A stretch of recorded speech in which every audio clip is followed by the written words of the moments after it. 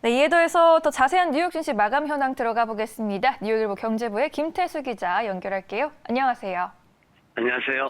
네, 간밤 뉴욕 증시 지수별로 방향이 좀 엇갈렸습니다. 연준 위원들의 다소 매파적인 발언도 나왔네요.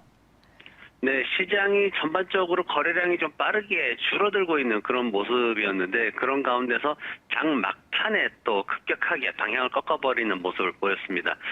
일단 매파적인 발언을 한 의원이 이제 5명으로 늘었습니다. 지금 계속해서 한 명씩 늘고 있는데 지금 그 세인트루이스 연준의 제임스 블러드 총재가 최근에 입장을 바꿨죠. 그리고 연준 부의장인 컬스 그리고 달라스의 카플란, 필라델피아의 하커 의원들이 이제 테이퍼링을 지지하는 발언들을 했습니다. 여기에 오늘 라파엘 보스틱 애틀랜타 연준 총재가 나서가지고 우리가 연준이 생각했던 것보다 훨씬 더 인플레이션이 강력하게 진행이 되고 있다. 그리고 미국이 이제 팬데믹 시즌에서 이제 대유행에서 회복하는 중이기 때문에 거기에 보조를 맞추기 위해서도 금리 인상을 내년 말에는 시작을 해야 된다라고 그렇게 발표를 했습니다. 그러면서 이제 좀 매파적인 발언이었기 때문에 시장의 어떤 전체적으로 그 상승 흐름을 이어가려고 오전장이 좀 흐름을 보였는데 그 흐름을 끊어서 이제 끌어내리는 그런 역할을 했습니다. 경제 지표들도 뭐 그다지 좋진 않았습니다. IHS 마켓 구매 관리자 지수가 발표가 됐는데 예상치보다는 조금 낮게 그렇게 나왔습니다. 제조업이 지금 예상치보다 조금 높은 62.6을 기록을 하긴 했는데 서비스업이 좀 많이 떨어졌습니다. 예상이 69였는데 64.8을 기록을 하면서 종합지수 자체를 67보다 예상치 67보다 낮은 63.9로 끌어내렸습니다. 끌어내리기는 했지만 그래도 시장에서는 여전히 그 강한 확장 국면의 지수가 있기 때문에 큰 흐름을 만들지는 못하는 모습이었고요. 신규 주택 판매가 조금 그래도 나아지지 않을까. 어제 이제 기존 주택 판매가 좀 나아졌기 때문에 그런 모습이 있지 않을까 했는데 예상치보를 훨씬 넘어서 가지고 마이너스 5.9% 하락을 했습니다. 신규 주택 판매 건수 자체도 시장에서 기대했던 것보다 10만 건 가까이 모자란 모습이었고요. 모기지 금리도 지금 지난주 3.1%에서 3.18%로 소폭 상승을 했는데 모기지 신청 건수도 보면은 지난주 4.2%에서 이번 주에는 2.1%로 둔화되는 모습이었습니다.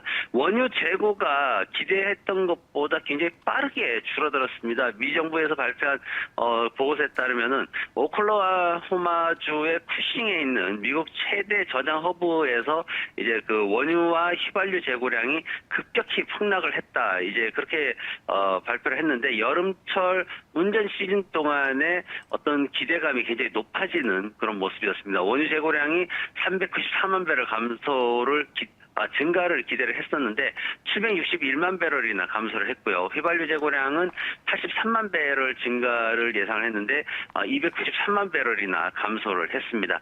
여기에 또 이란과의 핵 회담이 지금 중단되고 있어가지고 이란 쪽에서 나오는 공급 물량이 나오질 않고 있는 상황에서 원유 가격의 상승을 좀 지지하고 있는 그런 모습입니다. 네, 이번엔 업종별 분위기 좀 보겠습니다. 자동차 업종 양호했습니다. 테슬라의 주가가 중국에서 태양광 충전소를 설치했다는 소식과 비트코인 가격 회복 속에서 5% 넘게 뛰었네요. 네, 지금 테슬라가 5% 넘게 상승을 하면서 자동차 산업이 4.6%나 급등하는 모습을 보였습니다. 그 외에 보면은 건축 산업이 1% 정도 상승하면서 가장 큰 강세를 보였고요. 미디어와 부동산 산업들이 마이너스 2%대로 가장 크게 하락을 했습니다. 유가 상승에도 불구하고 에너지 장비 산업은 오히려 마이너스 1.1% 하락했습니다. 테슬라가 몇 가지 이슈가 좀 있었습니다. 티벳에다가 최초로 이제 태양열 충전소를 설치한다. 이 소식이 있었고요. 또 하나는 한 달 뒤에 테슬라 AI 데이를 개최를 하겠다. 그래서 자율주행 신기술 발표에 대한 기대감이 굉장히 빠르게 상승을 했습니다. 테슬라가 사실 지난 5월 달에 캘리포니아주 교통당국에 이제 조사를 받고 있죠. 그래서 자율주행 기술에 대해서 2021년 올해 말까지는 제대로 어떤 그 성과를 달성하지 못할 수도 있다라고 이렇게 이제 보고를 했습니다. 그래서 굉장히 시장에서 실망을 했었는데 이 부분을 과연 해소할 수 있을지 시장에서 좀 주목하고 있습니다. 항공산업 같은 경우에는 어제도 좀 안 좋은 소식을 전해드렸는데 가운데 오늘도 시장에서 이제 사우스웨스트가 CEO 교체 얘기가 있었습니다. 이제 그동안 해왔던 게리 켈리가 물러나고 이제 이세한테 이제 물려주게 되는데 그 소식에 대해서 시장에서는 좀 부정적으로 하락을 하면 그 해석을 하면서 마이너스 1% 하락을 했습니다. 전반적으로 수요 회복을 따라가지 못하는 업계 현황이 있기 때문에 오늘도 전반적으로 항공주들이 약세를 보였습니다. 장 막판에 코카콜라하고 월마트가 급락을 했습니다. 그러면서 시장 전체를 끌어내리는 역할을 했는데 우선 그 월마트를 보면은 의류 분야에서 소비 패턴이 지금 변화가 올 것이다라는 보고서가 막판에 나왔습니다. 뭐냐면 온라인 마켓에서 이제 다시 사람들이 매장을 찾아서 이제 소비를 하는 그런 쪽으로 이제 패턴이 변할 것이다. 이렇게 하면서 온라인 시장이 급성장했던 월마트가 갑작스럽게 이제 0.78% 하락으로 마감을 했고요. 코카콜라 같은 경우에도 7월 21일로 실적 발표를 하겠다라고 예고를 하면서 동시에 주가 하락을 보였는데 마이너스 0.81% 하락하면서 마감을 했습니다. 다우 39성 종목 중에 이 두 종목이 장 막판에 이제 급락하면서 지수도 동반 하락하는 모습을 보였습니다. 네, 이렇게 종목별 분위기 알아봤고요. 이번 주에도 남아있는 이슈들 어떤 것들이 있을까요?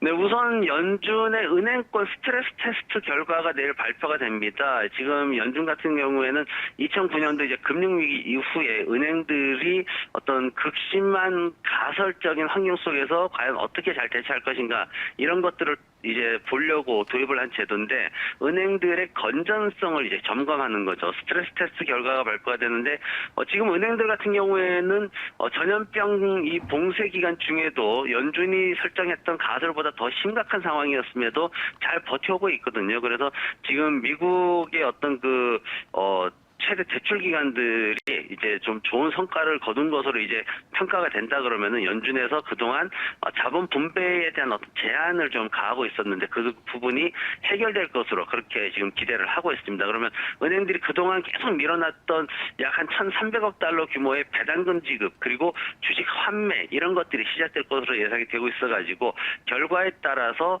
은행주들의 방향성도 좀 결정될 것으로 그렇게 예상을 하고 있습니다. 기업들 실적 발표가 있습니다. 나이키, 라이드에이드, 블랙베리, 페덱스가 이제 실적 발표를 하는데 나이키 같은 경우에는 전년 동기보다 마이너스 51센트 순손실이었는데 그것보다 높은 50센트 순이익을 기대를 하고 있고 페덱스나 라이드에이드 같은 경우에도 긍정적인 결과를 기대를 하고 있습니다. 다만 밈 주식으로 관심이 높았던 블랙베리 같은 경우에는 손실이 좀 더 발생할 것으로 예상이 되고 있어가지고 좀 부정적인 그런 기대치가 있습니다. 주간 신규 실업수당 신청 건수는 5만 건 정도 하락할 것으로 기대를 하고 있고요. 그리고 캔자스 지역의 연준 제조업 같은 경우에는 소폭 둔화될 것으로 예상을 하고 있습니다. 네, 내일 나올 지표들도 잘 챙겨봐야겠네요. 오늘 말씀 여기까지 듣겠습니다. 고맙습니다. 네, 고맙습니다.